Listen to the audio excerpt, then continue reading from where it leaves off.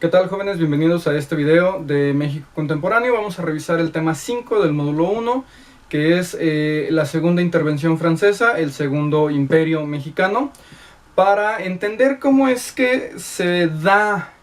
en general el imperio de Maximiliano de Habsburgo. Hay que entender los antecedentes que hicieron posible que se consolidara un segundo imperio en el territorio mexicano. Bien, para esto, bueno, tendríamos que remontarnos hasta 1855, cuando entre Ignacio Comonfort, Juan Álvarez, entre otros liberales, promulgaron la Ley Juárez, que quitaba los fueros al clero y a los militares, sobre todo en cuestiones de lo penal y lo civil, es decir, podían ser juzgados por crímenes como cualquier otra persona,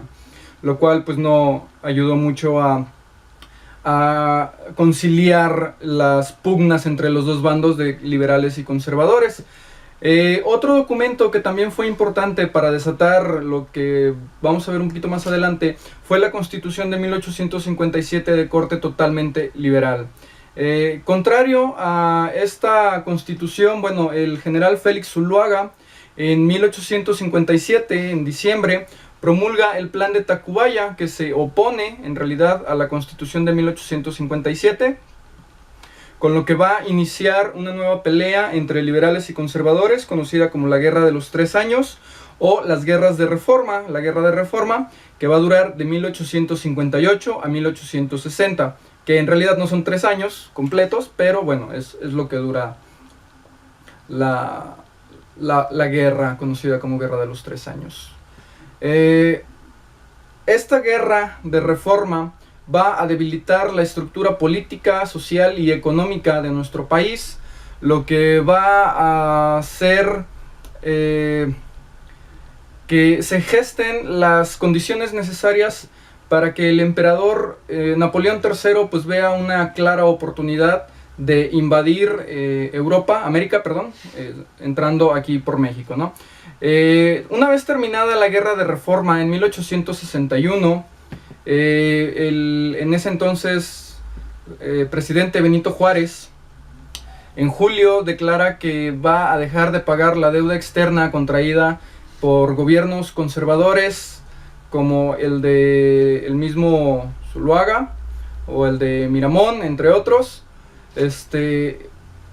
y no le va a pagar a países como Francia, Inglaterra y España. Todo el dinero recaudado en las aduanas se va a dedicar o se va a destinar para restaurar lo que es el territorio, la política y la hacienda nacional. En ese mismo año, 1861, en octubre, se celebra la Convención de Londres, donde 3 representantes de estos países, o mejor dicho, un representante de estos 3 países, Inglaterra, Francia y España, acuerdan invadir el territorio mexicano para obligar al presidente Benito Juárez a pagar, o en el mejor de los casos para todos, para imponer una monarquía europea en el territorio mexicano nuevamente. Es así que en diciembre de 1861 llegan las tropas de esta triple alianza al Golfo de México, a Veracruz, y bueno, Benito Juárez va a mandar a su secretario de Relaciones Exteriores, Manuel Doblado, a convencer, a negociar con estos personajes, y el 19 de febrero de 1862 se firman los Tratados de la Soledad, tratados en el que se acuerda que México reanudará el pago de la deuda externa una vez se hayan solventado las prioridades, que era atender pues la situación interna del país. Tratado que aceptan de muy buena gana Inglaterra y España, con el representante Juan Prim, español, representante de la Triple Alianza. Inglaterra y España retiran sus tropas, Francia no. Francia decide tomar esto como un pretexto para invadir nuestro territorio, y bueno, vamos a tener una segunda pelea contra Francia. Precisamente el 5 de mayo de 1862 vamos a tener lo que es la Batalla de Puebla, que está al frente del ejército mexicano el general Ignacio Zaragoza, quien va a derrotar al ejército más poderoso del mundo en ese entonces, al ejército francés. Aunque bueno, es la única batalla en realidad que ganamos de toda de toda la guerra contra el conde de Lorenzés, general del ejército francés. A partir de ahí, bueno, un mes después van a llegar una importante suma de tropas francesas que van a ayudar a que pues se gane esa guerra. En este caso, bueno, pues quien la gana es Francia, y se va a instaurar un nuevo imperio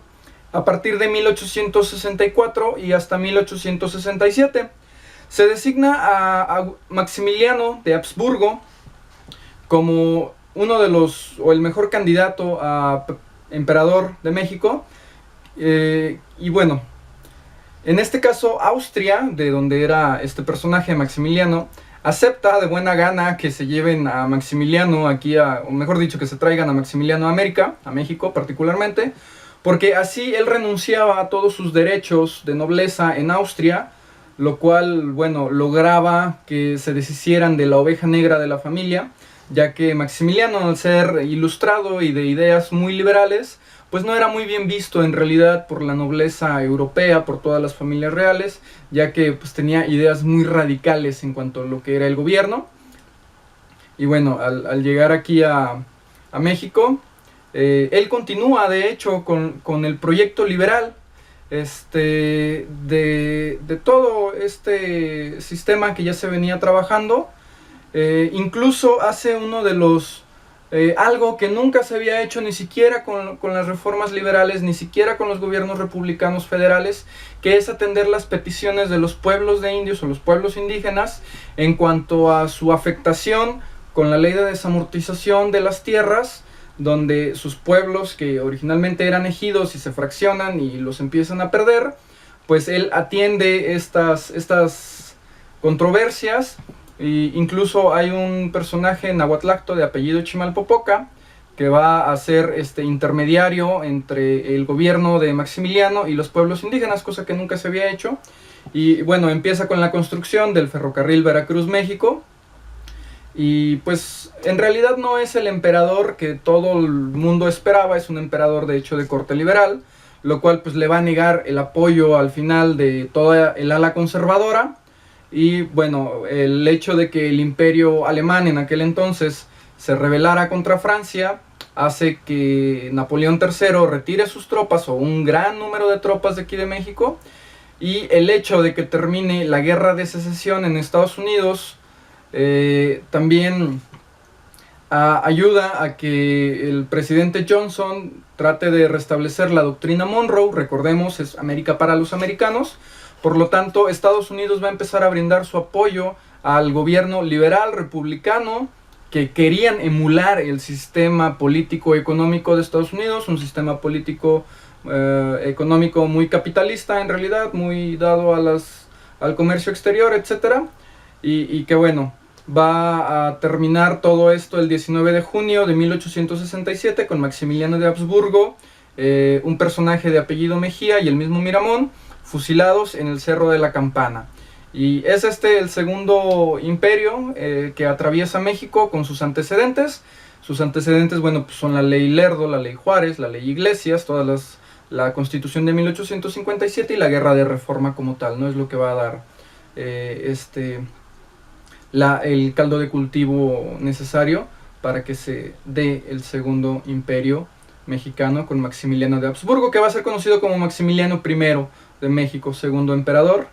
que bueno, su gobierno dura nada más escasos 3 años. Y pues bueno, eso sería todo, jóvenes, de mi parte. Muchas gracias, nos vemos en clase, hasta la próxima.